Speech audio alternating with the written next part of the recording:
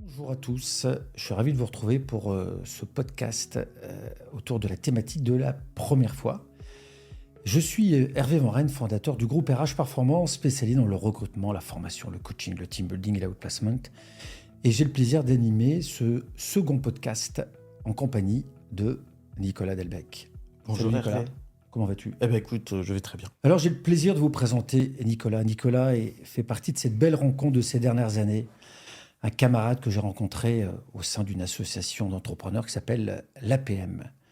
Alors Nicolas pourra vous parler de vous, mais je le vois comme un serial entrepreneur, quelqu'un qui amène de l'innovation dans son entreprise, qui a une proximité avec ses clients et ses collaborateurs, etc., etc. Avant d'aller plus loin, Nicolas, est-ce que tu souhaites rajouter un petit quelque chose sur cette courte présentation ?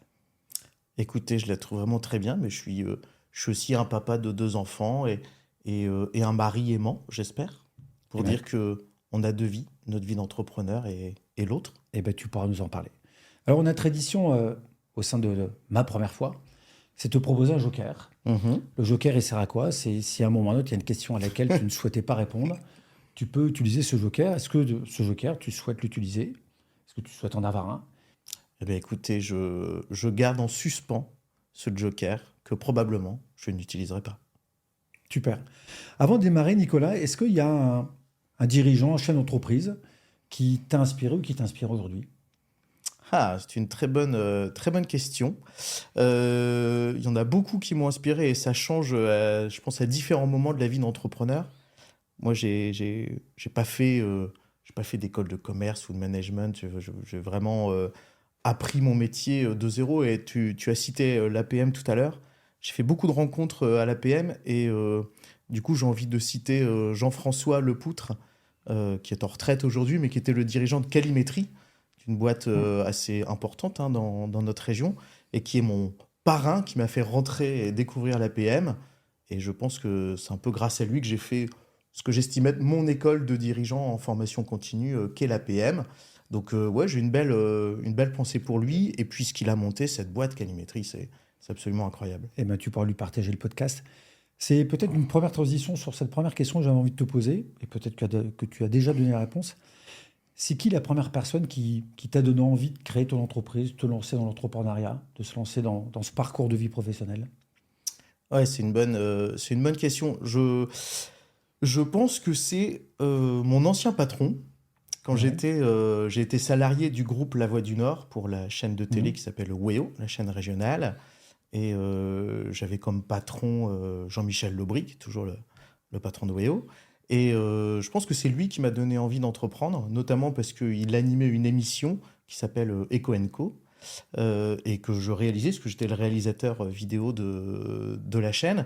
Ça m'a fait découvrir le monde de l'entrepreneuriat et ça m'a vraiment donné envie de créer. Mais pas pour le côté je suis patron, pour le côté j'ai la liberté d'entreprendre et de mener les projets à bien comme je l'entends. Tu emploies un mot qui est très fort dans le monde de l'entrepreneuriat, c'est la liberté Mmh, d'entreprendre. Euh, Est-ce que c'est la raison ou l'une des raisons pour laquelle tu t'es lancé ? mmh. Oui, je pense. J'avais viscéralement besoin de pouvoir me réveiller avec une idée, tester, échouer, recommencer, retester. Et puis, il y en a une qui réussira bien. Et puis, ce côté aussi où c'est jamais un acquis, quoi. On est un peu en test and learn Mm. permanent. On se met en risque et puis de temps en temps, on se met en succès. Et on assume pleinement tout ce que l'on fait. Et ça, je trouve ça vachement intéressant. À aucun moment, on peut se désolidariser de son projet. Ben non, il fait presque Mm. partie de soi. Et même si on essaye de faire un peu la distinction entre soi-même et son entreprise, moi, je pense quand même qu'il y a une part des deux qui sont intimement liées. Mais je trouve ça extrêmement beau de pouvoir, jusqu'où on le souhaite, mener un projet, jusqu'à même avoir le choix de l'arrêter s'il ne Mm. nous convient plus, et d'en faire un autre. Et Mm. voilà, je trouve ça vraiment intéressant. Je refais un petit voyage en arrière. Cette envie, ce déclic entrepreneurial, cette première envie, elle date de quand ? Ça date de 2012. Je pense que ça faisait 3 ans que j'étais Donc salarié 2012, tu es chez WEO. salarié chez Ouais, Weo. c'est ça, chez Weo À à quel Lille. moment il t'a ce déclic où tu te dis, Mm. mon futur professionnel, Mm. il passera par l'entrepreneuriat? Ouais, alors je pense que j'étais en train de travailler sur un tournage avec Benjamin, que je me dois de citer puisque c'est mon associé actuel. Benjamin et moi, on se connaît depuis le lycée et on a fait tous les deux des études d'audiovisuel. Donc on a toujours été collègues quelque part. Euh, et en partant à deux faire un tournage, je pense qu'on se mettait à rêver d'avoir notre propre matériel, notre propre car régie, faire nos propres productions, nos propres vidéos. Donc les idées ont commencé comme ça à germer. Et on a retrouvé, à ce moment-là, un document dans le fin fond de notre disque dur ou d'une clé USB, ça existait encore à l'époque, un projet qu'on avait écrit à deux au lycée, où on montait une boîte de prod audiovisuelle et où on investissait dans un car régie, des caméras, des micros, tout ce qu'il faut Alors, pour finalement faire le même métier mais en indépendant. est-ce que c'est pas du domaine du rêve à ce moment-là? Ouais, si, bien sûr. Et je repose ma question, est-ce qu'il y a un moment dans ta vie professionnelle où tu te dis, j'y vais? Là, ma prochaine étape, ça sera de Hmm. créer ma boîte. Alors, je crois que le déclic a été quand Weo a annoncé qu'il déménageait. On était à l'époque dans les bâtiments du Nouveau Siècle. Ils nous ont dit, on déménage et on rejoint à la Grand Place les bâtiments de la Voie du Nord.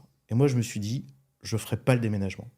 Je termine la saison, je vais jusqu'au bout de mon rôle de réalisateur d'émission, mais je ne ferai pas le déménagement, c'est le bon moment, je me lance. Parce qu'il y a quand même un côté, on saute dans la piscine, à un moment donné, faut y aller, quoi. Donc je pense que j'avais l'idée à un moment donné, mais ce prétexte de dire je prendrai pas, je ferai pas mes cartons pour aller de l'autre côté de la rue, je pense que ça valait le coup. C'est peut-être ça qui t'a poussé un peu. Mm. Rentrons un peu plus dans le vif du sujet. Et je t'ai présenté tout à l'heure comme un serial entrepreneur. Est-ce que tu peux me parler de ce projet entrepreneurial, premier projet entrepreneurial, pardon, dont je me souviens, à cette époque-là, on s'est connus, Passive Records, euh, une belle petite structure, peut-être 4, 5, 6 personnes, au fin fond de Roubaix. Et c'est à ce moment-là où je t'ai connu. Est-ce que tu peux me parler à un moment ou à un Ouais. autre, je pense, c'est ton premier projet, Bien ta sûr. première association. Est-ce que tu peux me donner deux mots de cette première structure? Ouais, Passive Records, ça fait longtemps que j'ai pas ressorti ce nom du placard, mais qui est toujours la structure aujourd'hui et qui s'appelle Les Fabricants. C'est Passive Records, hein, dont le nom a évolué.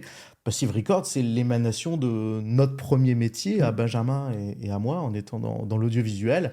Il me semble même que c'est le nom d'une association qu'on avait montée quand on était en post-bac, qui nous permettait avec des copains d'avoir du matériel, notamment audio, en commun.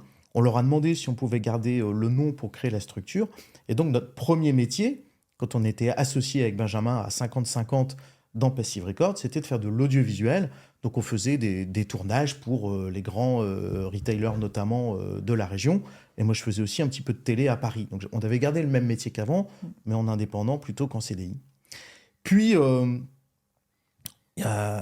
on a eu une opportunité, un oncle à moi qui dort à la maison un été et qui me dit, tiens, au boulot, j'aurais besoin d'un planning pour réserver mes salles de formation. Est-ce que tu saurais faire ça? Je ne sais pas pourquoi il me pose la question. Et tu as dit oui. Mais en tout cas, j'ai dit, Ouais. bon, j'ai pas dit oui, mais j'ai dit, écoute, je vais en parler à Ben, je reviens vers toi. Je pense qu'on était à une époque où si ton métier c'est d'avoir un écran devant les yeux, bon bah tu sais faire du web, faire des photocopieurs, régler les imprimantes, tu sais tout faire. Tu vois, voilà. Donc j'en parle à Ben, et Ben me dit, ouais, tiens, ça pourrait être intéressant. J'ai toujours un peu codé sur ma calculette Casio à l'école. J'ai bien envie d'essayer en autodidacte. J'ai l'avantage d'avoir un associé qui est comme ça. Tout est possible. Donc, bah, j'ai fait un devis. 20 000 euros, je m'en souviens très bien à l'époque. On n'avait aucune foutue idée de ce qu'on allait réussir à faire là-dedans. Mais comme c'était mon oncle, c'est passé. On a eu le projet. Et alors, ce projet, c'est pour une boîte qui s'appelle Boston Scientific. Et nous, on travaillait pour l'Institut de formation Europe qui est à Paris. Et donc, ce client est client chez nous depuis 12 ans. Il a pesé jusqu'à 98% de notre chiffre d'affaires dans les premières années. Hein. C'est clairement lui qui nous a lancés. Alors, c'est plus vrai aujourd'hui, heureusement. En revanche, il est toujours client, encore pour, je touche du bois, encore pour au moins un an, parce qu'on vient de reconduire notre contrat. Et aujourd'hui, on a créé pour eux une application qui s'appelle eCare et qui, en gros, accompagne la formation des chirurgiens en Europe pour être implanteurs de valves cardiaques de la marque Boston. Comment tu passes ces premières années de ta vie entrepreneuriale Mm. où, je ne sais pas comment vous viviez Mm. économiquement, sereinement, je ne sais quoi. Comment ça se Mm. passe ces premières années? Mm. Tu as créé pour la liberté. Est-ce que tu t'es senti libre? Mm. Comment tu étais à cette époque-là? Alors, c'est sûr que ce virage de basculer de Mm. l'audiovisuel au web, il a vite été assumé parce que poursuivre une carrière dans l'audiovisuel, en tout cas pour moi, ça voulait dire Paris. C'est un métier qui est ultra concentré à Paris. Une fois que tu as fait WEO ou France 3 Nord-Pas-de-Calais, tu as tout fait ici en région. En tout cas pour ce qui est de la télé, parce que moi j'aimais beaucoup la télé. J'ai fait un temps à Paris, j'ai un peu bossé notamment pour Hanouna. Bon, à la fois le sens plus la vie parisienne, pas trop mon truc. Donc cette bascule dans le web m'allait bien. Mais j'ai vite dit à Ben, je te préviens, moi faire du dev au sens développement informatique, ça m'intéresse pas. Mais développer l'entreprise, ça m'intéresse. Je t'aime bien, mais chez Weo, on avait une équipe, quoi. On était plusieurs, j'avais des collègues, tout ça.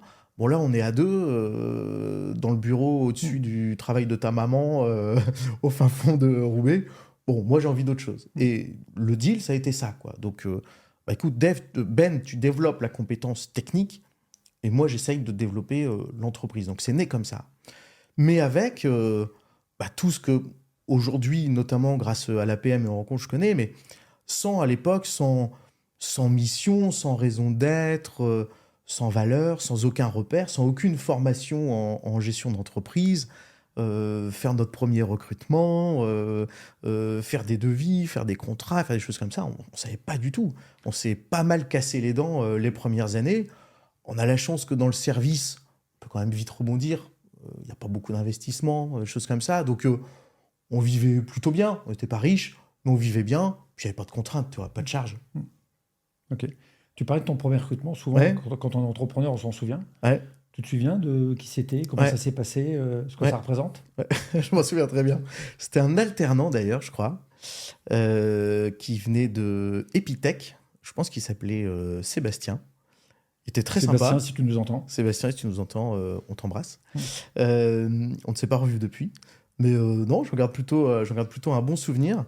Mais je garde un très bon souvenir du deuxième recrutement qui, lui, était en CDI, notre premier CDI, qui s'appelait José. On est resté en contact, on s'envoyait des petits messages de temps en temps. Et José, il a débarqué, il parlait pratiquement pas un mot de français, il venait de Malaga. Voilà, on l'a accompagné, il a fait 1 an de chemin avec nous.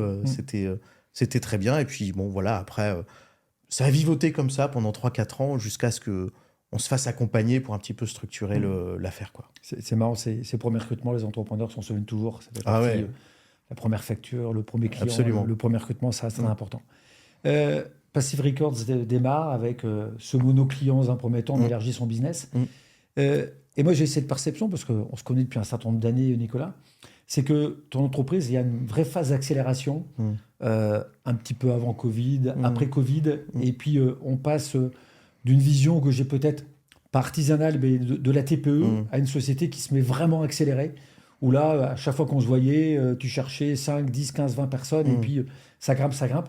Est-ce que tu peux nous expliquer ce qui s'est passé? Et je Mm. pense qu'on peut vraiment parler, et Ouais. te rendre vraiment dans une phase de Mm. croissance très forte.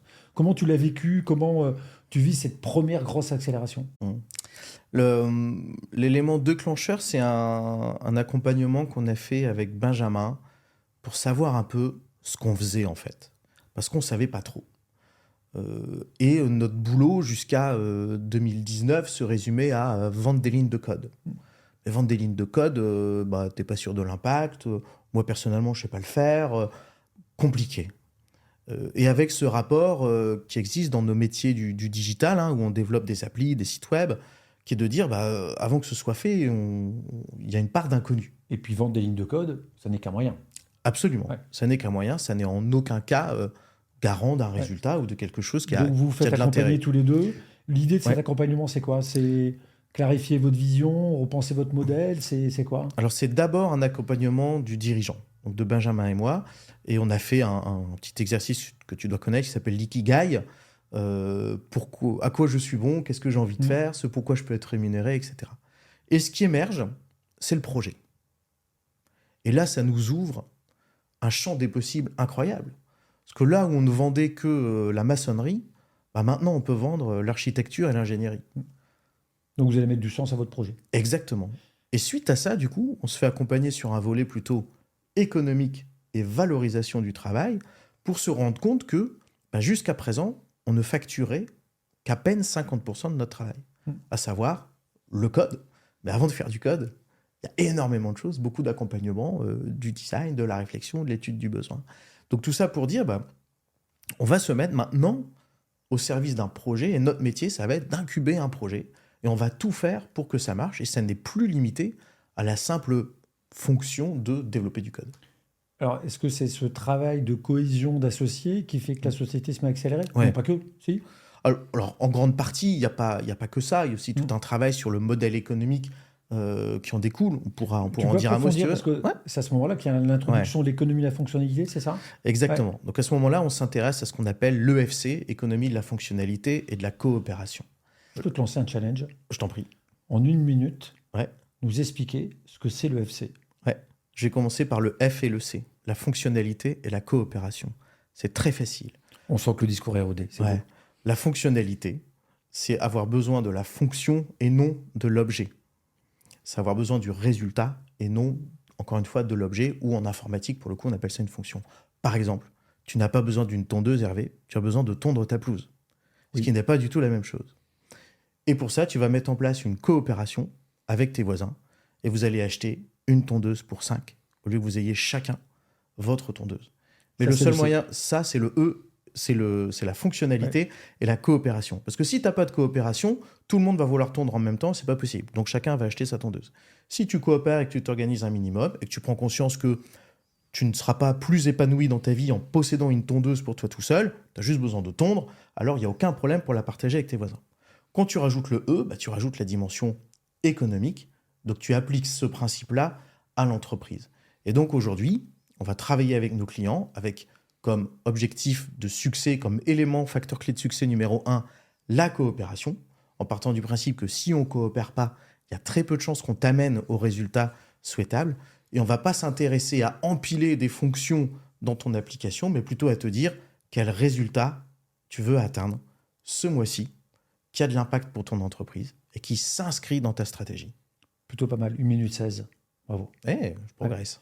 Alors, travail d'associé, vous clarifiez vos envies, vous redonnez du sens à votre métier, l'économie de la fonctionnalité. Et puis, il y a une sortie de Covid, le digital devient une évidence pour toutes les entreprises.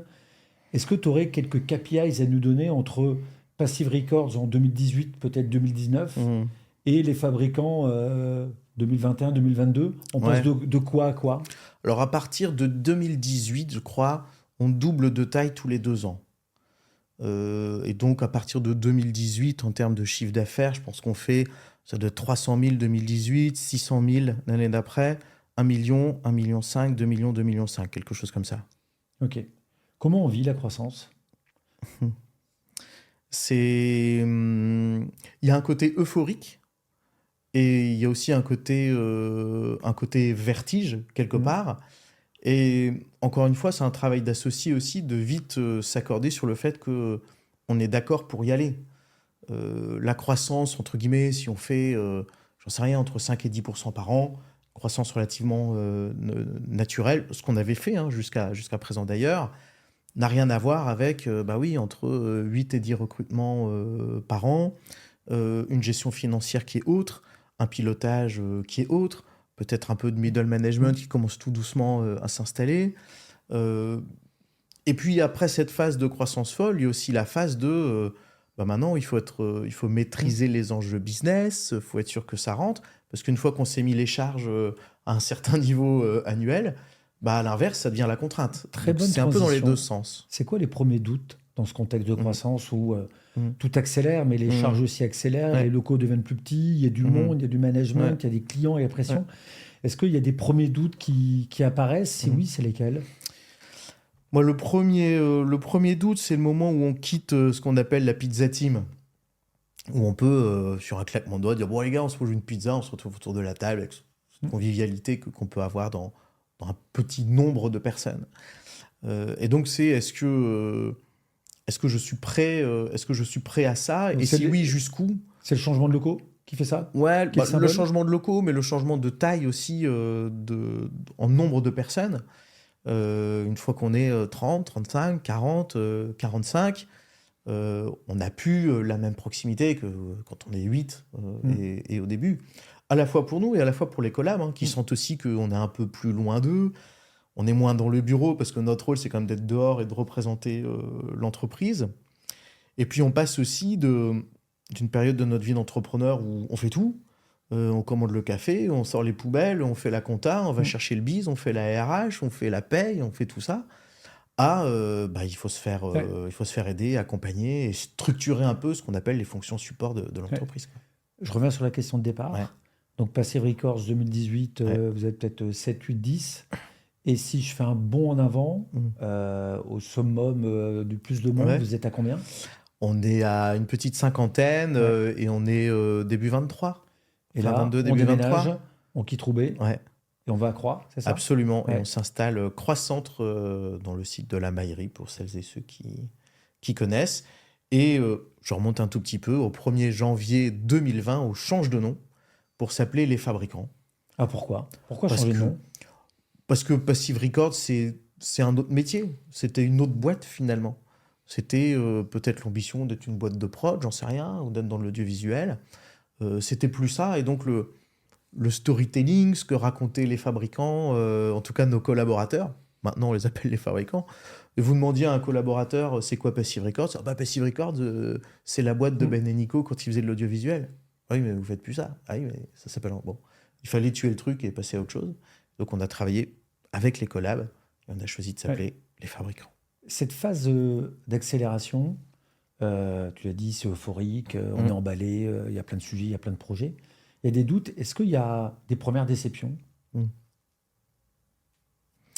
Une première déception, je crois, qui doit être en 2019, qui est à peu près au moment où on commence à basculer et à changer de modèle. On a un client toxique. On a un client qui est non seulement toxique, donc c'est un client qui Je vais est... utiliser mon joker. Tu veux donner son nom ou pas? Ouais, je peux donner son nom si tu veux, il s'appelle on l'embrasse. Non, client qui était toxique pour nous. Ça marchait pas, on s'entendait pas bien. Il nous devait de l'argent, il n'était pas satisfait de nous de toute façon, on n'arrivait plus à s'entendre, on n'arrivait plus à communiquer. Mais il avait une forme de pression qu'il exerçait sur nous qui était devenue trop malsaine.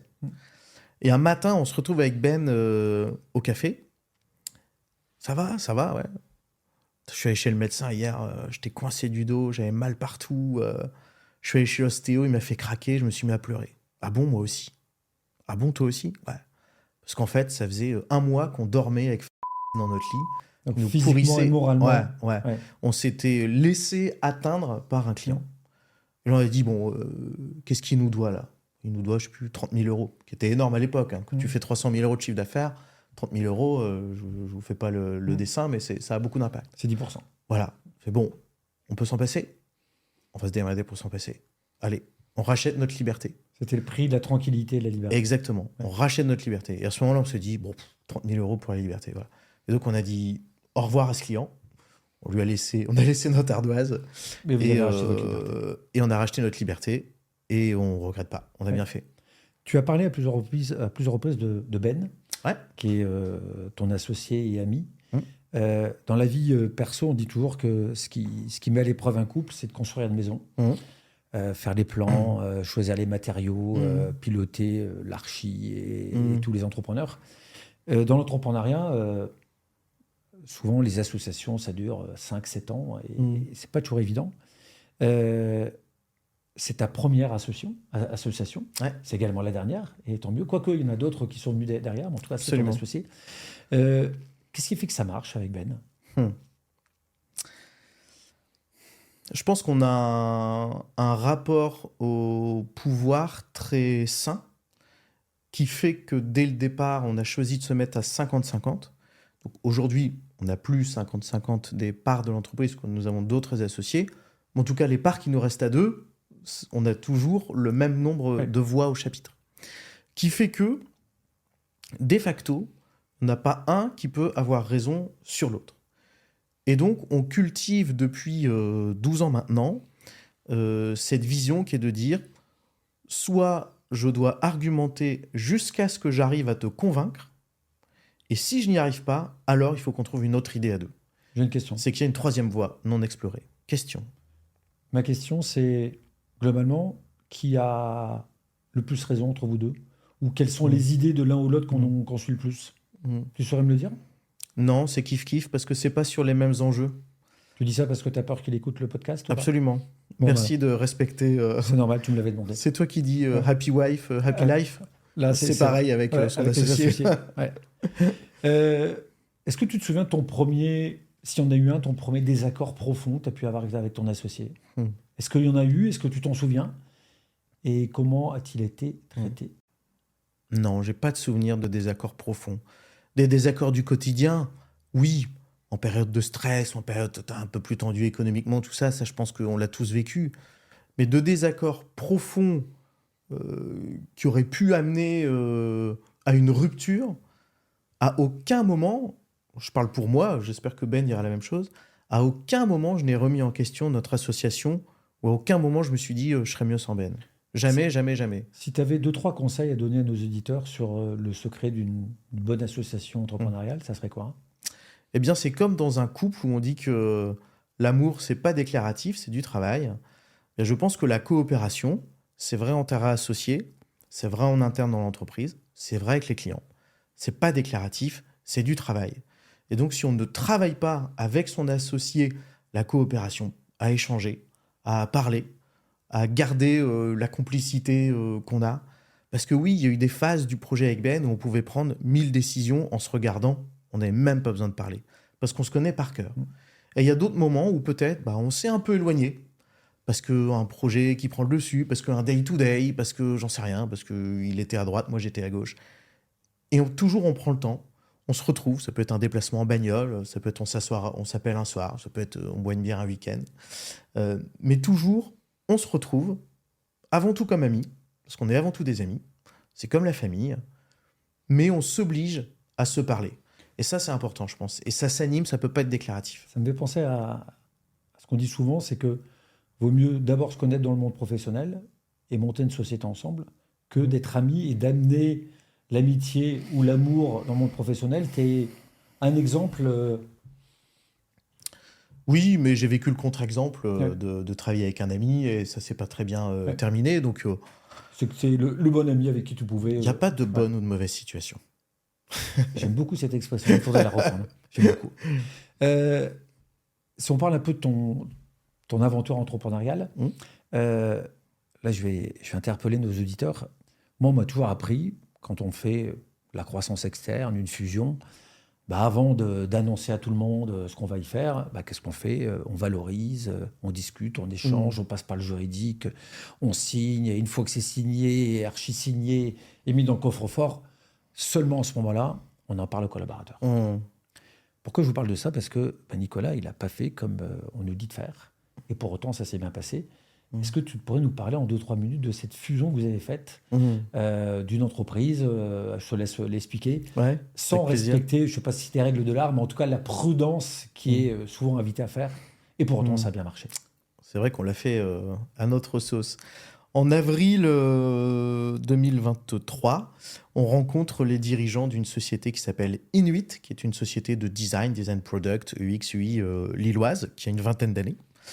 Et très vite, on décide qu'on va s'associer, on va faire quelque chose ensemble, et plutôt sous la forme d'une fusion. Et donc, vous rencontrez d'abord entre dirigeants. Entre dirigeants. Les associés, donc vous deux d'un côté, ou deux ou trois d'un côté, et deux ou trois de l'autre côté. Et Renaud et Aymeric de l'autre côté. L'intention de vous associer. C'est ça, des dirigeants qui discutent ensemble d'un projet commun. Et très vite, on se met d'accord qu'a priori, ce ne sera pas un rachat, il n'y a personne qui a à vendre, ni l'autre qui a envie d'acheter, mais plutôt une fusion. Donc, une fusion, le principe, on valorise les deux sociétés. Et puis, Inuit apporte la valeur de ses parts dans la société Les Fabricants et devient associé à proportion de ce qu'ils apportent. Une fusion-absorption. Absolument. Okay. Mais nous, on décide de démarrer par les équipes. Et donc, on se rend compte en avril... Sans avoir signé de document officiel, de valorisation, etc. On n'a même pas fait la valorisation, rien du tout. Donc, en avril 23, on se parle, on se dit, tiens, ça pourrait être cool de fusionner. Et en mai, on en parle aux équipes, tout de suite. En leur disant, De toute façon, si vous ramez dans le sens inverse et que cette fusion, vous ne la voulez pas, comme nos entreprises n'ont qu'un capital humain, on n'a pas de technologie, on n'a pas de brevet, on n'a rien, on ne le fera pas. Nous, on a envie de le faire, mais on a envie de le faire avec vous. Donc, qu'est-ce qu'il faut faire pour que ça marche? Qu'est-ce qu'il faut faire pour que ça ne marche pas? Et travaillons, on se donne un an pour bosser, pour que cette fusion fonctionne. Et donc, pendant des mois, on a bossé donc de mai à septembre 23 avec les collaborateurs sur comment on fait pour que cette fusion réussisse. C'est quoi l'intérêt? Est-ce qu'on est d'accord que un certain nombre d'éléments de nos sociétés, on va devoir les abandonner pour en créer d'autres? Nous, on avait écrit une vision et une mission. Inuit aussi, poubelle, il faut recommencer, il faut recréer une commune, sinon on contraint l'autre, on le force, on ne l'accueille pas. Et en septembre 23, on décide d'être sous le même toit. Donc il déménage, il plie on n'a boutique. toujours pas de document officiel signé, de valorisation, etc. Alors on a fait les valorisations. Vous avez commencé. Et on a signé ce qu'on appelle un term sheet, Ouais. mais là, juste une semaine avant qu'ils emménagent. Ouais. Et la fusion, elle sera signée le 20 août 2024. Donc quasiment un an après qu'ils aient emménagé chez les fabricants. Donc vous avez vécu ensemble pendant plusieurs mois. On a fait coloc. Voilà, vous avez fait coloc, et parce que la coloc se passait bien, vous avez finalisé effectivement les aspects juridiques, financiers, etc. Au lieu de faire un mariage arrangé, Ouais. on a vécu sous le même toit avant de se marier. Si Et on c'était est à très refaire- heureux. Si c'était à refaire, Mm. tu referais la même chose? Oui. C'est ultra énergivore. Hein. C'est pas le plus efficient ou confortable. En revanche, dans des sociétés comme nous, où c'est des sociétés de services et que avant tout l'humain au centre de la valeur de l'entreprise, pour moi, c'est indispensable. Indispensable. Ouais, ouais. Comment tu réagis à ceux qui pourraient te dire, ou qui auraient pu te dire à Mhm. l'époque, tiens Nicolas, avant d'accueillir ton futur partenaire, Mhm. avant de mobiliser tes équipes, est-ce que tu ne crois pas qu'il serait plus prudent de verrouiller tout ça, valoriser, signer des term sheets, des time sheets, etc. Qu'est-ce que tu en penses? Moi, j'aime bien dire la coopération avant la contractualisation. C'est pas un contrat qui va faire que ça marche. C'est si on s'entend bien, si on coopère bien, si on arrive à, pour nos clients, à avoir une vraie valeur ajoutée en s'associant. Si tout ça n'est pas réuni, tu peux signer tous les contrats que tu veux, ce sera une association vide de sens. Donc nous, on a plutôt commencé par le sens, la valeur, et ce qu'on pouvait amener aux clients et à travailler le vivre ensemble. Aussi à trouver la place de chacun, puisqu'on accueille 2 dirigeants fondateurs qui ont une boîte qui a 20 ans. En âge pur, ils ont une dizaine d'années de plus que Benjamin et moi. Ils étaient tous les deux à 50-50. Tiens, on le connaît, ce schéma-là. Ils sont une douzaine. Comment on leur laisse la place? Comment on les accueille?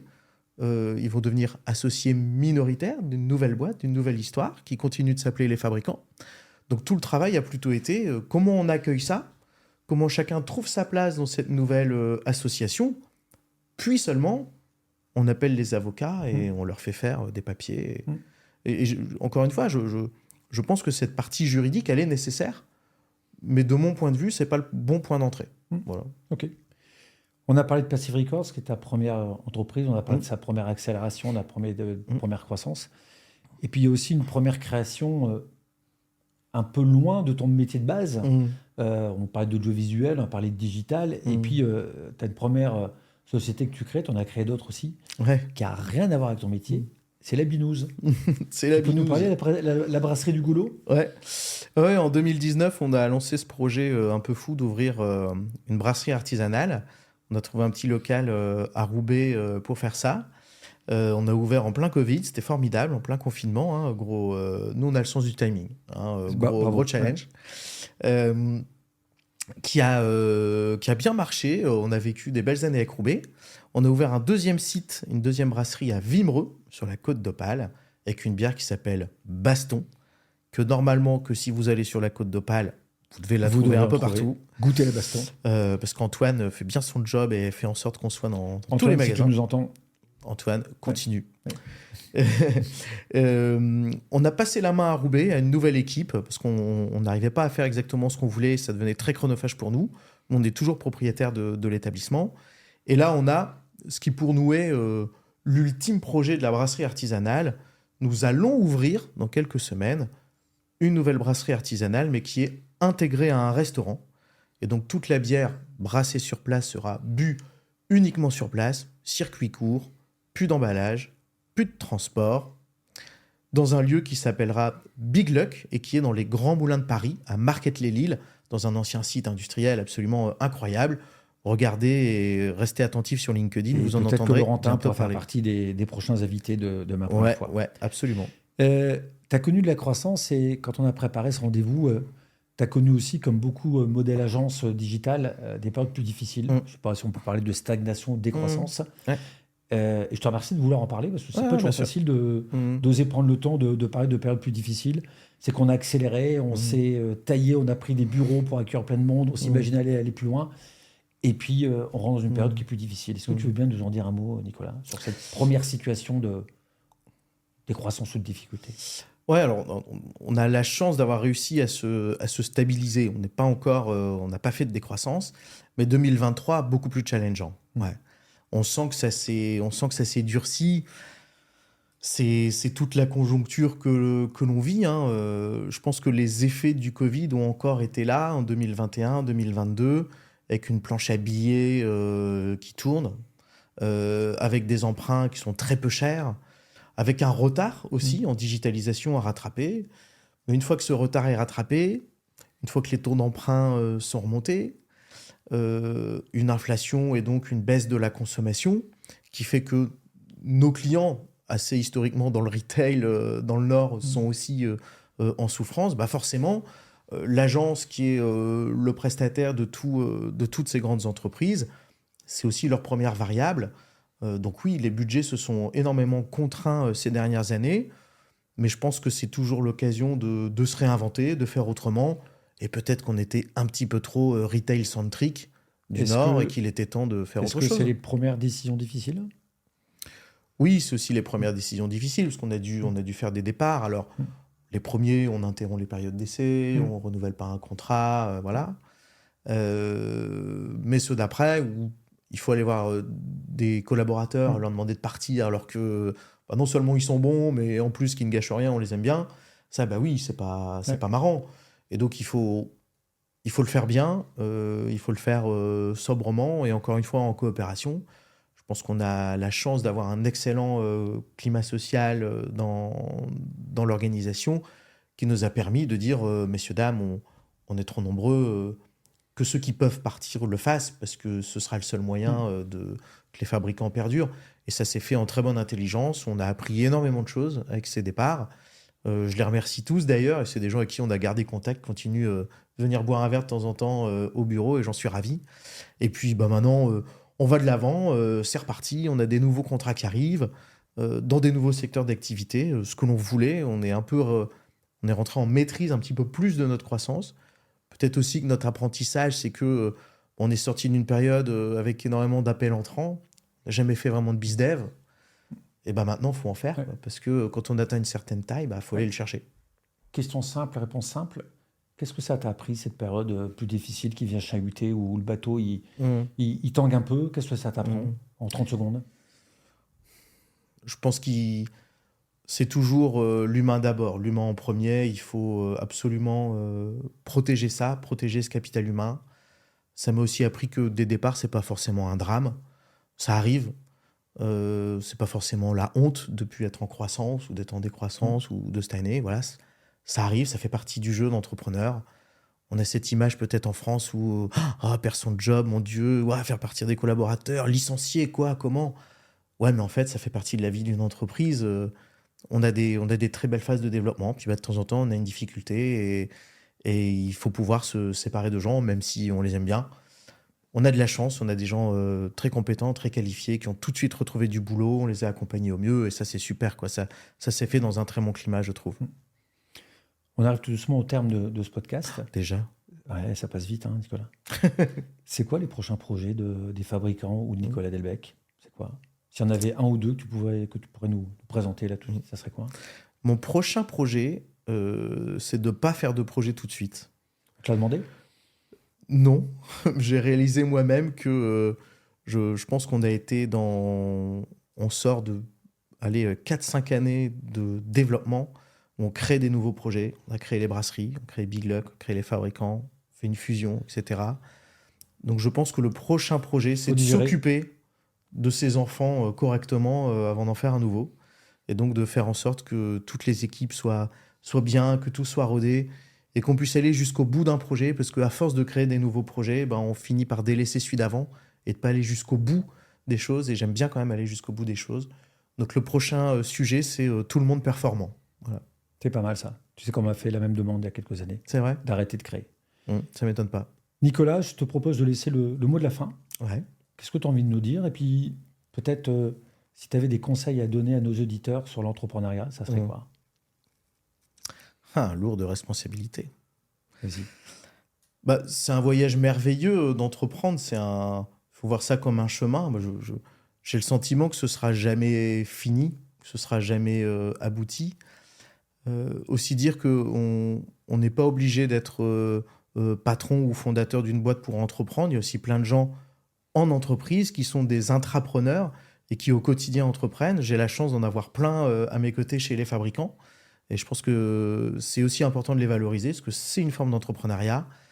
Et puis, on peut entreprendre dans sa vie de tous les jours, on peut s'investir pour une cause dans l'associatif. Je trouve ça aussi riche. C'est peut-être la suite aussi que j'aimerais bien avoir dans ma vie professionnelle, un jour, d'avoir une partie de mon entrepreneuriat peut-être un petit peu plus détachée du monde économique, mais plutôt sur le monde du bénévolat.